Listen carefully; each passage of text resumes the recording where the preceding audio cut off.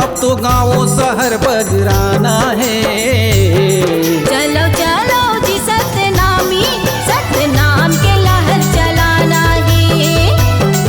उठो उठो जी सतनामी, सतनाम के झंडा लहराना है। गुरु घासीदास के बानी अब तो गाँव शहर बगराना है। चलो चलो जी सतनामी, सतनाम के झंडा लहराना है। चलो चलो जी सतनामी, सतनाम के लहर चलाना है।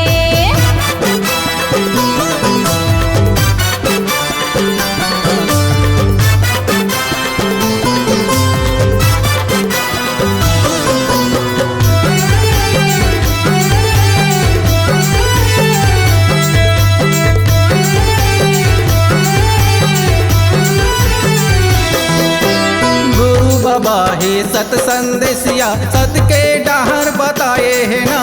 सत के डहर बताए है ना।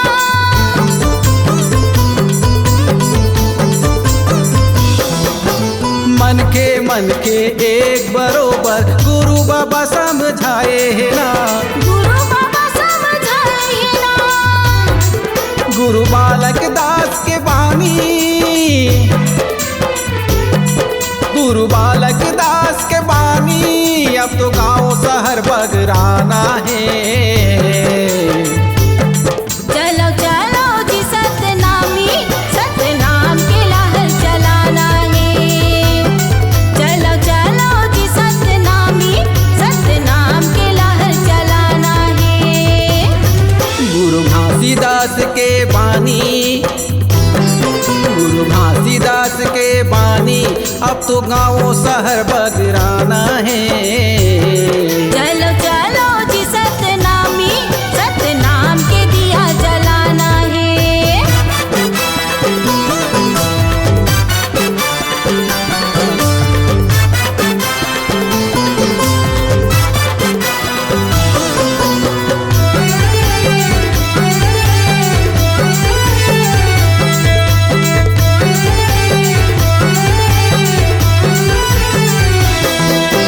सत्य अहिंसा कर्म सुधारव गुरु बाबा समझाए है ना। गुरु बाबा समझाए है ना।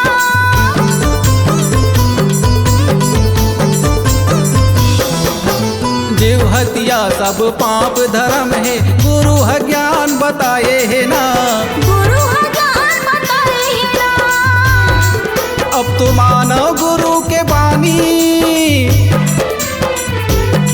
अब तो मानो गुरु के बानी वही डर में सबला चलना है। चलो चलो जी सतनामी, सतनाम के लहर चलाना है। चलो चलो जी सतनामी, सतनाम के लहर चलाना है। गुरु घासीदास के बानी, गुरु घासीदास के बानी अब तो गाँव शहर बगराना है।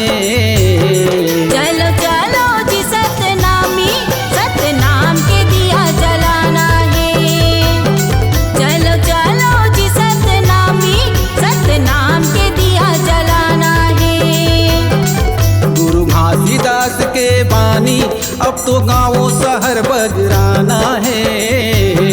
जागो जागो जी सतनामी, सतनाम के दिया जलाना है। जागो जागो जी सतनामी गुरु ज्ञान के दिया जलाना है। चलो चलो जी सतनामी, सतनाम के झंडा लहराना है। जागो जागो जी सतनामी